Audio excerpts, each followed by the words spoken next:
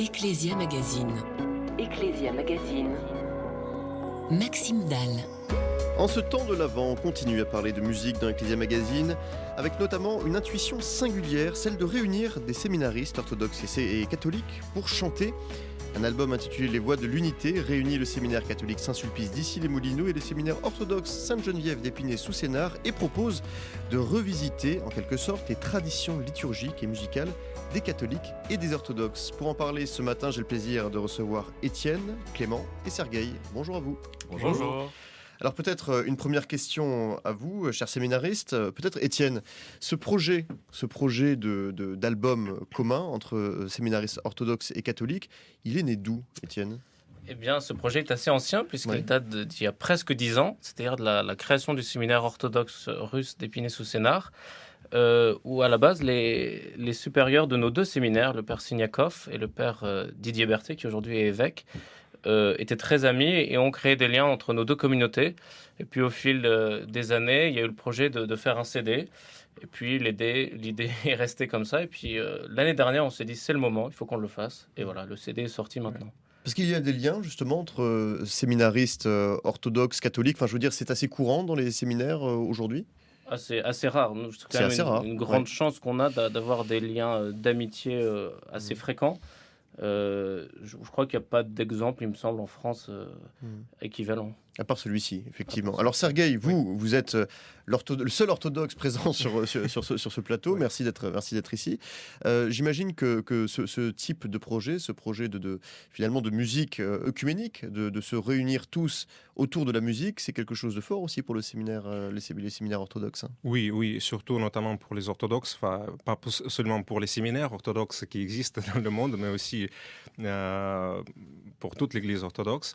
Parce que c'est vraiment un projet qui montre les fruits du dialogue entre les catholiques et les orthodoxes, et c'est le fruit de l'amitié qui existe depuis longtemps. Voilà, donc on a des exemples déjà, quelque chose qui se passe, qui bouge. Alors vous avez fait un concert tous ensemble en octobre dernier à la cathédrale justement orthodoxe à Paris. Oui. Laquelle d'ailleurs ? Parce que je crois qu'il y en a quelques-unes. Cathédrale de Sainte Trinité. La Sainte Trinité, donc c'est la nouvelle, c'est ça ? Oui. C'est la nouvelle cathédrale. Et je crois que le concert a été un succès, n'est-ce pas ? Un succès, effectivement. On était tous très heureux de ça, très heureux de montrer en fait à ceux qui étaient là et puis ceux qu'on connaît, à qui on a parlé de ce projet, on leur a montré que le communisme c'est possible et que ça marche vraiment. C'est pas seulement un rêve, c'est pas seulement un doux rêve, un projet, une illusion, mais ça marche pour de vrai. Et quand on a de vrais liens d'amitié, qu'on les approfondit, qu'on fait des choses ensemble. Pas seulement discuter, pas seulement prier une fois de temps en temps, une fois par an, voilà, mais vraiment faire des choses ensemble avec un projet sur la durée, eh bien ça marche et ça porte du fruit et on se rend compte que ça marche. Mais ce projet est d'autant plus possible justement quand on parle et qu'on évoque ces traditions liturgiques, ces traditions musicales qui de fait ont été communes pour les deux églises, si je puis dire, pendant des siècles et des siècles, et que effectivement quand on entend les traditions byzantines ou orientales, on a beaucoup à apprendre aussi de ces traditions liturgiques et musicales. Étienne ? Je ne dirais pas que nos traditions sont communes, notre foi est commune. Oui. Mais nous avons des traditions bien distinctes et c'est ça qui était très intéressant justement de partager dans notre CD. La moitié des chants globalement est de tradition byzantine, l'autre moitié de tradition latine. Et ça a été justement assez drôle, je dirais même pour nous de chanter un chant en slavon, pour les orthodoxes, de chanter le grand salvé en grégorien. Oui. Voilà, c'est des belles expériences. Et en slavon, justement, vous avez réussi le défi ? On a réussi, et puis même, apparemment, le résultat, on ne se rend pas compte que ce sont des étrangers qui parlent slavon, donc on est très contents. Alors je vous propose justement d'écouter un peu de slavon sur Radio Notre-Dame. Le Tropère de Pentecôte, qui est un extrait tiré de votre album. Peut-être nous le présenter, Sergueï, ce morceau ? Oui, effectivement. Le Tropère, c'est un chant court qui explique le sens de la fête, notamment de la Pentecôte actuellement. Et c'est un chant qui est écrit à plusieurs voix par un compositeur ecclésiastique russe, Basile Zinoviev, si je ne me trompe pas. Voilà, que d'abord j'ai adapté en français, mais donc les séminaristes catholiques ont voulu le chanter en slavon. Voilà. On reconnaît bien là la ténacité et la volonté effectivement des séminaristes catholiques. Bon, on écoute tout de suite ce Tropère de Pentecôte.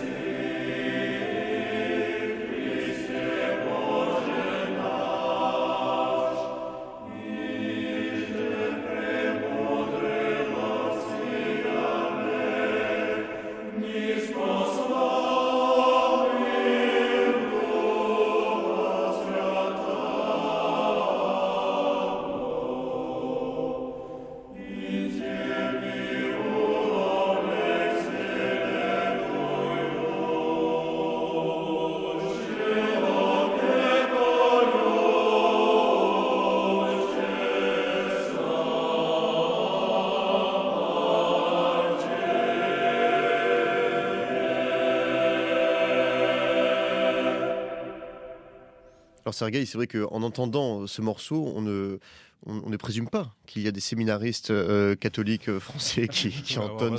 Donc ils prononcent bien. Et vous avez fait des cours de diction justement avec Oui, effectivement. j'imagine.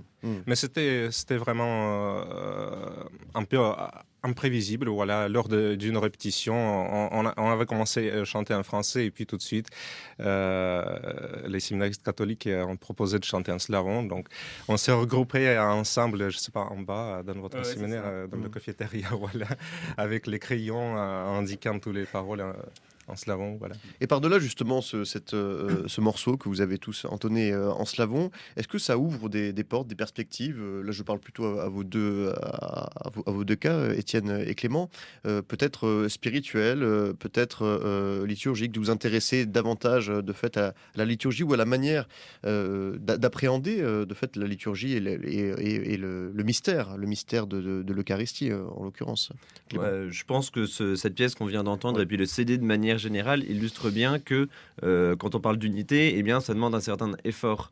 On a énormément travaillé pour produire ce CD, on a souffert d'une certaine manière ensemble et beaucoup de gens disent que le véritable œcuménisme, c'est non seulement l'œcuménisme des initiatives qu'on peut avoir ensemble, mais c'est aussi l'œcuménisme dans le martyr. Alors je ne dis pas qu'on a été martyr en produisant ce CD, mais on a quand même travaillé, il y a un certain effort qui a été fourni et le résultat est celui qu'on entend. Et justement, ça montre bien que si on veut un jour parvenir à l'unité, parce que c'est quand même notre but, parvenir à une véritable unité entre catholiques et orthodoxe, eh bien, ça demande un certain effort. Et donc, non seulement les Russes nous ont fait l'honneur de chanter un certain nombre de choses en français et en latin pour l'essentiel du CD, mais nous aussi, on a dû quand même fournir un certain effort pour chanter en slavon aussi. Mais c'est vraiment nécessaire. En fait, si on ne fait pas d'un côté comme de l'autre cet effort, eh bien, on n'y arrivera pas. Étienne ? Oui, je suis d'accord avec ce qu'il vient de dire.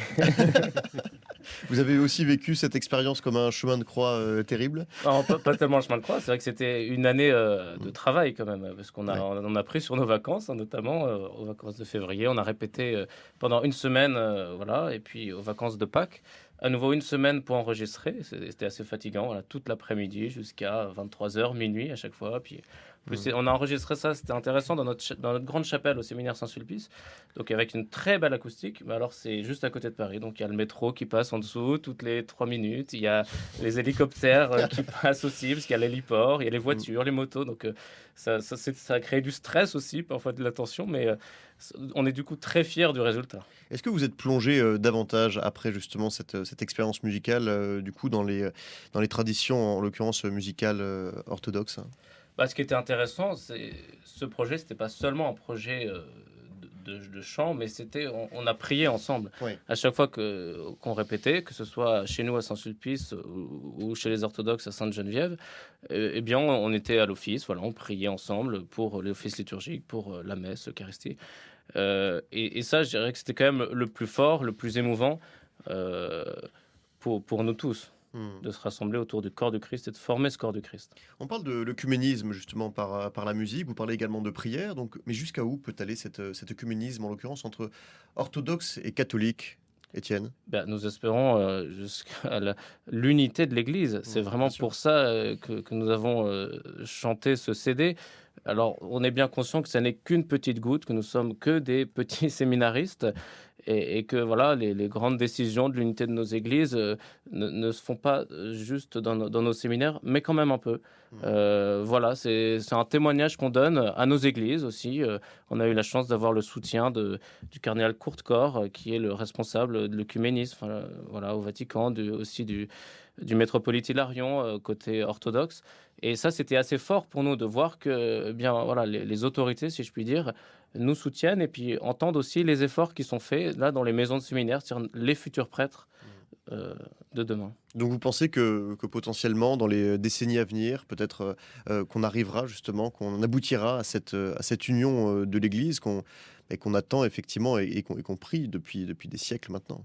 Clément. Alors mon évêque, Monseigneur Rouget, il l'a peut-être déjà dit sur cette antenne, le nouvel évêque de Nanterre, dit qu'il y a eu un schisme en 1054 et donc il faut absolument que d'ici 2054, donc ça fait quand même dans peu de temps, mais il faut absolument que d'ici 2054, les choses soient résolues et il y croit dur comme fer. Donc étant obéissant à mon évêque, déjà j'y crois moi aussi, dur comme fer, mais c'est vraiment possible si on s'en donne les moyens en fait. Ça paraît comme ça très, très rapide cette date. Ce qui est intéressant, c'est ce que vous dites, c'est qu'il y a de fait au niveau de la base, au niveau des séminaristes par exemple, il y a ce désir et cette possibilité, cette potentialité-là. Mais c'est vrai qu'après, quand on voit la complexité, d'ailleurs même du monde orthodoxe et après aussi avec de fait l'Église catholique, on pense au Concile Vatican I, à beaucoup de choses aussi qui peuvent parfois évoquer quelques crispations au niveau des institutions, au niveau des têtes de ces églises-là. On peut s'interroger sur cette possibilité. Bien sûr, mais je crois qu'on ne demande pas aux orthodoxes de devenir catholiques et aux catholiques de devenir orthodoxes. Le but, c'est justement d'avoir notre foi commune et notre tradition commune, mais d'être pleinement en communion. Aujourd'hui, même par exemple, quand nous célébrons chez les uns ou chez les autres l'Eucharistie, nous ne communions pas, voilà, chez les orthodoxes et inversement, parce que nous sommes conscients, il y a une déchirure que nous ne sommes pas en communion. Et nous attendons vraiment, et ce n'est pas un doux rêve, nous pensons que c'est réellement possible. Sergueï, vous êtes d'accord avec tout cela ? Oui, bien sûr. C'est pour ça que je voulais ajouter juste que le titre de notre CD, Les Voix de l'Unité, signifie pas seulement les voix comme le chant, mais les voix comme les chemins pour cette unité. Et la musique, à mon avis, c'est l'une des voies, voilà, pour arriver à cette unité. On ne sait pas quand exactement, voilà, mais on espère, on prie. Voilà. D'ailleurs, par-delà ce CD, vous continuez à vous voir assez régulièrement. Il y a des choses organisées dans les séminaires orthodoxes et catholiques de rencontres, Clément ? Tous les ans, généralement, au deuxième semestre, il y a des échanges donc, très régulièrement. Donc, 2 séminaristes catholiques vont à Épinay et aussi 2 séminaristes d'Épinay vont à Issy-les-Moulineaux passer une semaine pour partager la vie des séminaristes, les offices, les repas, parfois quelques cours. Donc, ce qui permet aussi de voir vraiment sur place comment ça se passe et vraiment être immergé. Étienne. Et puis le jeudi aussi, certains orthodoxes viennent avec nous au foot. Donc on espère qu'ils se représentent au tournoi de foot interséminaire dans notre équipe. Parce qu'il y a des bons joueurs. Une voix de l'unité également. Oui. Alors je vous propose de continuer à découvrir votre CD magnifique, Les Voix de l'Unité. Cet album qui a été justement édité par les éditions Jade, on le rappelle. Alors maintenant, je vais poser cette question à Sergueï. Sergueï, O Salutaris Ostia, ça vous dit quelque chose ? J'espère que tu l'as chanté. Oui, plus ou moins, parce qu'il s'agit de l'Eucharistie, effectivement. Voilà, mais pour nous, c'était un chant nouveau, en latin, et assez contemporain. J'imagine qu'il n'y a pas forcément le même... quoique peut-être que non, mais du moins, vous connaissez peut-être le latin davantage que les Français connaissaient le slavon ? Pas trop. Non. Pas trop, effectivement. On l'a étudié parfois au séminaire orthodoxe, voilà. Mais on ne se plonge pas parce que c'est plutôt ceux qui se spécialisent sur les pères latins, voilà. Ouais. Effectivement, ils traduisent, voilà. Alors, O Salutaris Ostia, peut-être un mot sur ce chant, Clément ? Il s'agit d'une pièce, une des plus récentes finalement du répertoire que nous avons chanté, une pièce d'André Caplet qui est assez moderne dans ses sonorités, mais très très très intéressante et très très belle. Et il faut vraiment se souvenir que quand on entend cette pièce, que normalement cette pièce est chantée au moment de la consécration, et pour vraiment comme une sorte de sommet de la messe. Et l'atmosphère qui est dégagée par cette pièce, voilà, correspond bien à ce moment-là de la messe. On l'écoute tout de suite.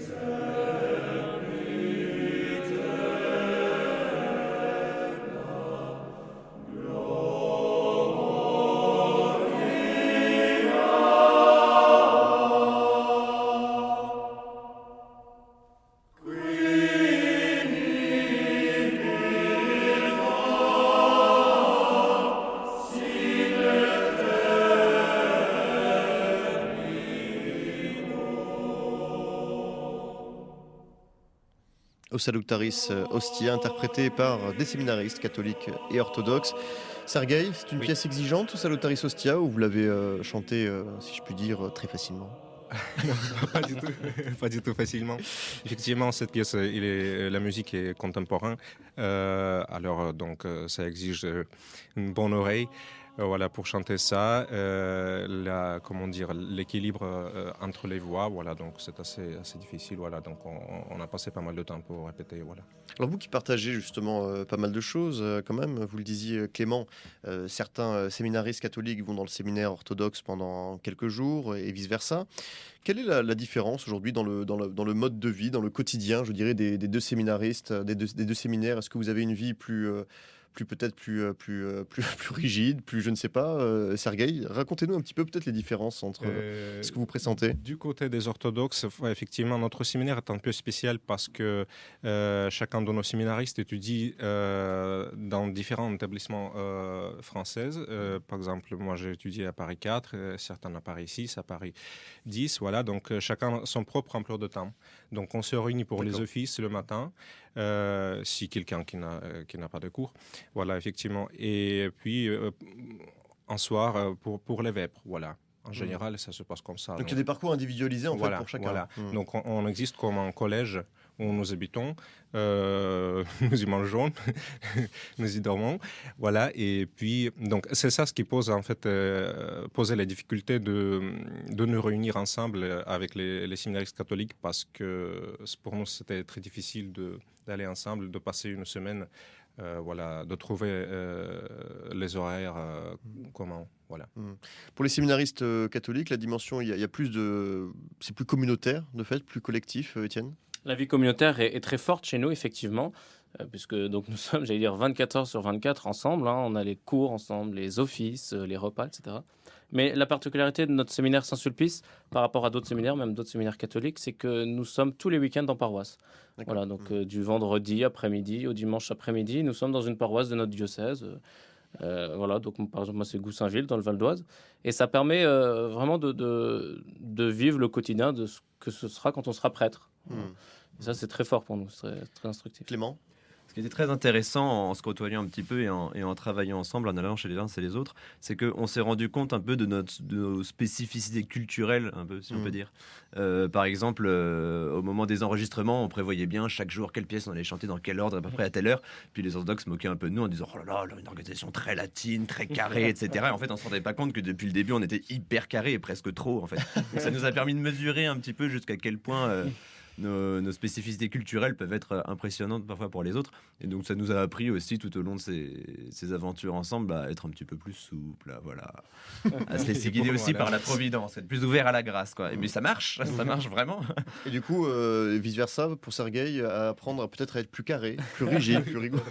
Oui, c'est vrai. Parce que pour les séminaristes catholiques, en l'occurrence dans votre séminaire d'ici les Moulineaux, à quel moment intervient justement cette dimension individuelle de cheminement, d'études, où vous dites, bon, mais moi je vais me spécialiser dans ceci ou dans cela? Clément, Étienne? Pour les études, ça intervient pour nous à Issy-les-Moulineaux après l'ordination. C'est notre évêque qui peut nous demander de se spécialiser dans tel ou tel domaine. Et donc après, on va à la Catho, à Rome, autre part, pour étudier. Mais ce n'est pas automatique pour nous. Clément? Oui, en fait, tout au long de la formation, on apprend d'une certaine manière aussi à mieux se connaître.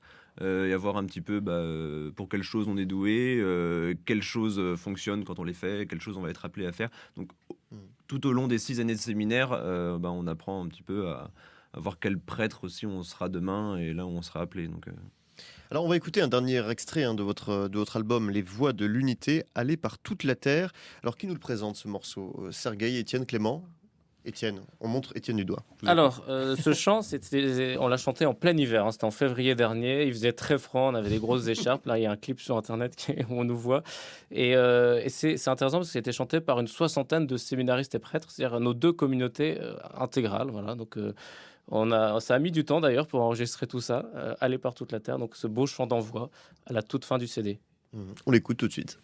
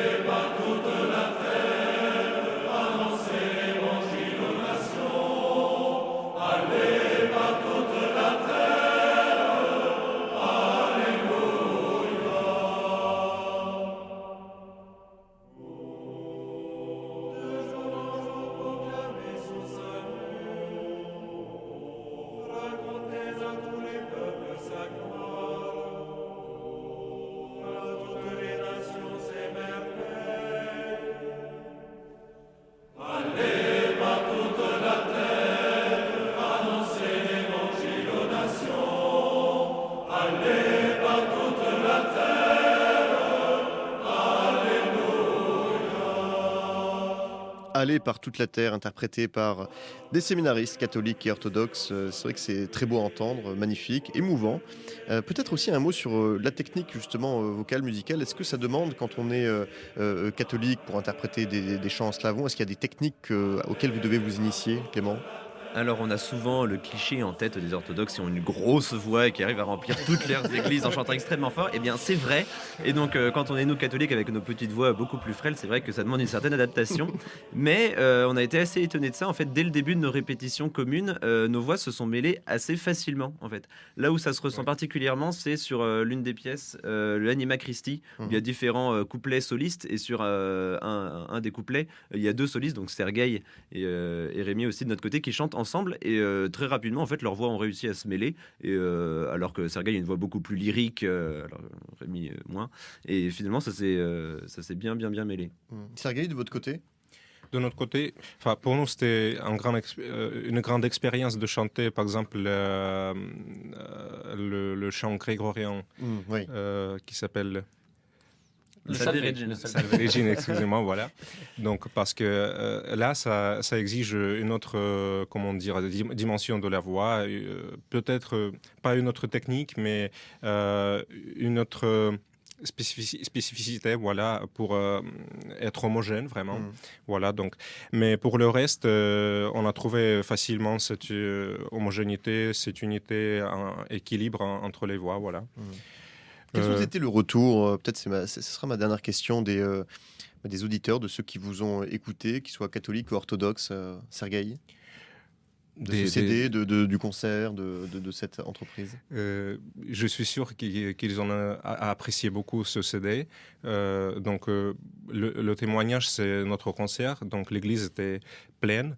Il y avait beaucoup du monde, voilà, donc il n'y avait même pas les gens qui ne pouvaient pas entrer. Voilà. Clément? Oui, il y a beaucoup de gens qui me disent, beaucoup de Garchois, je suis en insertion à Garches, qui me disent « Oh là là, je l'écoute en voiture toute la journée, c'est formidable, je ne m'en lasse pas, etc. » Donc si vous aussi, vous avez quelque chose pour écouter de la musique en voiture, eh bien achetez ce CD, en fait, c'est extrêmement simple, ça vous permettra de passer d'extrêmement bons moments sur la route. Que d'ailleurs, au passage, que ce CD, les bénéfices de ce CD iront directement à l'AED, à l'aide à l'église en détresse. Voilà, pour la reconstruction d'églises en Syrie. Voilà, ça c'est une décision qu'on a prise suite à la rencontre entre le pape François et le patriarche Kirill, qui ont pris cette décision de créer un fonds pour aider la reconstruction des églises en Syrie. Donc voilà, en achetant ce CD, non seulement vous pouvez prier pour l'unité de l'église, prier pour la formation des séminaristes, pour vos futurs prêtres, mais aussi concrètement s'engager pour les églises persécutées. Eh bien, merci beaucoup à tous les trois. Je vous rappelle le titre de ce CD paru aux éditions Jade et Voix de l'unité. Merci à vous. Merci.